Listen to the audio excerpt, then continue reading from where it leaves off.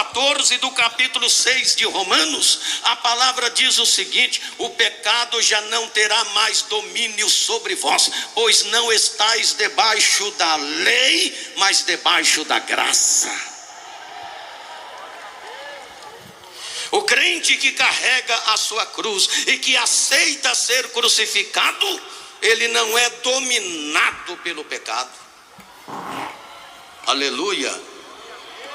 Ao pecado, não ao diabo, não ao mundo. A palavra do Senhor diz assim: meus irmãos, não ameis o mundo, nem o que no mundo há, porque o que há no mundo há a concupiscência da carne e a soberba da vida, não vem de Deus e sim do mundo, e o mundo passa e suas concupiscências, mas aquele que faz a vontade de Deus permanece para sempre. Aleluia, glória a Deus. Aleluia. Quando a Bíblia Sagrada fala no mundo, não está se referindo ao globo terrestre, está se referindo a um sistema mundanizado, governado e chefiado por Satanás, do qual o crente crucificado com Cristo já não faz mais parte dele. Aleluia, louvado seja Deus. Quem está carregando a sua cruz e quem aceita ser crucificado por Jesus, levanta a mão e dá mais um brado de glória, de glória, de glória, de glória. Aleluia.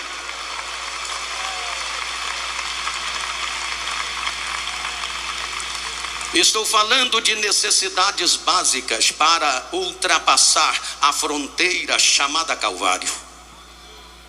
E chegando ele naquele lugar chamado Calvário, onde foi crucificado. Terceira necessidade básica para ultrapassar a fronteira chamada Calvário. Não se assuste com isso. É necessário aceitar, perdoar inimigos cruéis. Pastor, eu não entendi. Você vai entender. É necessário aceitar, perdoar inimigos cruéis. Mas isso é muito difícil, pastor. Mas não é impossível para um crente que aceitou carregar a cruz e aceitou ser crucificado.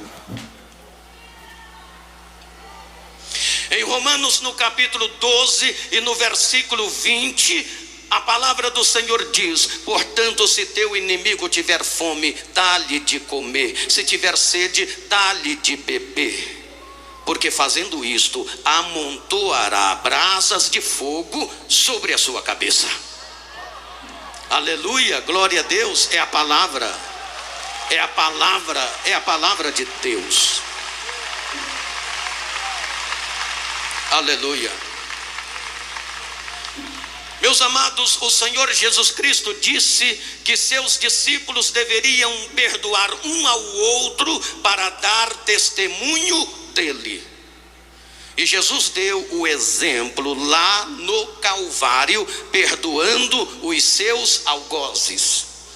Pai, perdoe eles, porque eles não sabem o que fazem. Jesus perdoou seus inimigos cruéis. Meus amados, eu estou convencido que o maior testemunho que você pode dar ao mundo é levar uma vida rendida ao Senhor. Como diz o ditado, o que você é, fala tão alto que não consigo ouvir o que você fala. É lindo, é maravilhoso o testemunho pessoal, mas antes você precisa ser um testemunho. A ferramenta mais eficaz do testemunho é uma vida realmente vivida nos princípios da palavra de Deus. Pregue, fale, ensine, mas primeiro seja um testemunho. Como é que nós vamos dar testemunho de Jesus se nós não aceitamos perdoar uns aos outros? Se nós não aceitamos perdoar um ao outro, muito menos inimigos cruéis. Pastor, mas isso não é possível. Deixa eu contar uma história para vocês. Numa das atrocidades contra os armenos, um soldado turco correu atrás de uma moça e de seu irmão.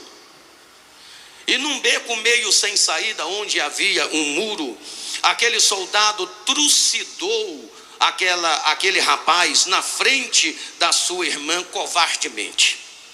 E ela assistiu aquele soldado trucidando o seu irmão covardemente.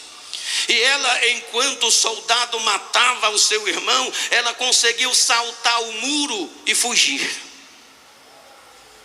15 dias depois, este mesmo policial, ele foi gravemente ferido.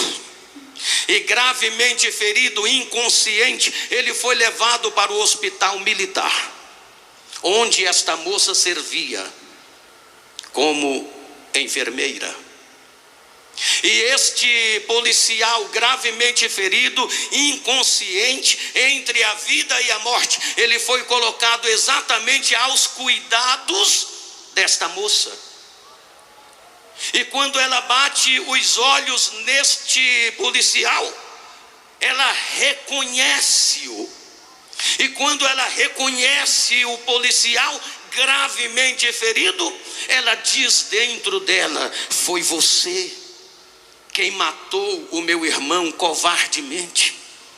E se eu não consigo fugir, você teria me trucidado também. O velho Adão bradava dentro daquela moça: vinga-te, é a sua hora, é a sua vez. Não precisa você levantar a mão contra ele, basta uma desatenção da sua parte e ele vai acabar de morrer. Vinga-te.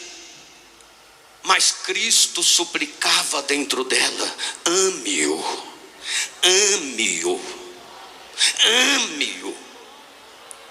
E ela lembrou das palavras da Bíblia Sagrada: amai aos vossos inimigos e fazei bem aos que vos perseguem. E ela se lembrou de Romanos 12, 20: se teu inimigo tiver fome, dá-lhe de comer; se tiver sede, dá-lhe de beber, porque fazendo isto amontoará brasas de fogo sobre a sua cabeça. Mas veja bem, aleluia,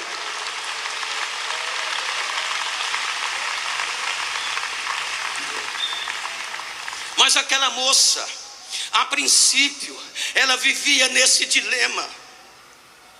O velho Adão bradando dentro dela: vinga-te, e Cristo suplicando: ame-o. Aquela moça foi cuidando daquele policial, foi cuidando dele como se estivesse cuidando do seu próprio pai. E aquele policial foi se recuperando aos poucos, e aos poucos ele foi restabelecendo a sua memória. Seu quadro de saúde ia melhorando pouco aos poucos, porque o cuidado que aquela moça tinha com aquele cidadão era um cuidado especial. Ela cuidava dele como se estivesse cuidando do seu próprio pai. E aquele soldado foi se restabelecendo, a sua saúde foi se restabelecendo. E quando a sua saúde estava bem restabelecida, ele começou a reconhecer aquela moça. E ele começa a perceber os cuidados especiais que aquela moça tinha com ele. E ele não entendia. Ele pensava: como é que pode? Será que essa moça não está me reconhecendo? Eu estou reconhecendo-a. Eu ia matá-la. Eu matei o irmão dela. Será que ela não está me reconhecendo? Para ela cuidar de mim desta forma, só tem uma razão: ela não está me reconhecendo. E ele foi se recuperando, ele não entendendo os cuidados especiais daquela moça. E quando ele recebe alta, ele já estava 100% restabelecido, sua saúde restabelecida. Ele recebe alta, e aquela moça chega no quarto, estando ele sentado na cama, totalmente curado, restabelecido. E a moça para na frente dele e diz: você está de alta, que bom. Aí ele disse: moça, eu não estou entendendo uma coisa, eu queria que você me explicasse. Eu quero te agradecer muito, mas eu não estou entendendo nada. Eu queria que você me explicasse. E ela disse: o quê? Diga-me. Ele disse: olha, desde quando eu a reconheci, você não é aquela moça que eu corri atrás de você e de seu irmão, e matei o seu irmão em um beco sem saída, e você conseguiu saltar o muro e fugir? Ela disse: sou eu. Moça, que carinho é esse que você tem comigo? Por que você não me deixou morrer? Eu não entendo os cuidados especiais que você teve comigo. Por que, moça, você não me deixou morrer? Ele ficou em pé na frente dela, seus olhos começaram a chorar, e as lágrimas corriam pelo seu rosto. E ele disse: moça, eu não estou entendendo, me explica, por favor. Por que você não me deixou morrer? Só bastava uma desatenção sua. E a moça disse calmamente: Senhor, só tem uma razão mesmo. Eu sou serva do Deus Altíssimo. Eu não vou dizer para o Senhor, só um minutinho, eu não vou dizer para o Senhor que eu não tenha pensado em deixá-lo morrer. O velho Adão bradava dentro de mim dizendo: vinga-te, é a sua vez, é a sua hora. Mas olha aqui, Senhor, Cristo Jesus suplicava dentro de mim dizendo: ame-o. E está escrito, Senhor, na Bíblia Sagrada: amai os vossos inimigos e fazei bem aos que vos perseguem. E a Bíblia Sagrada diz mais: que se meu inimigo tiver fome, eu devo dá-lo de comer, se tiver sede, devo dá-lo de beber. Aquele soldado, meus irmãos, ele disse: moça, deixa eu lhe dar um abraço. Fale-me mais deste Deus que você serve, porque a partir de hoje eu quero servi-lo também, eu quero adorá-lo também. Oh, aleluia, louvado seja Deus. Ande clama labaxandarai, teriande clama labaxandarai, aleluia. Você pode glorificar o nome de Jesus. Tem gente que ainda não deu glória a Deus, tem gente que ainda não glorificou o nome de Jesus.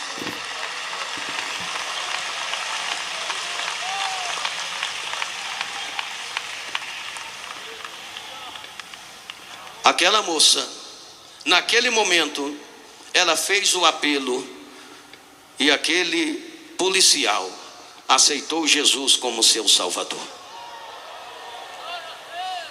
É necessário, meus amados irmãos, aceitar, perdoar inimigos cruéis.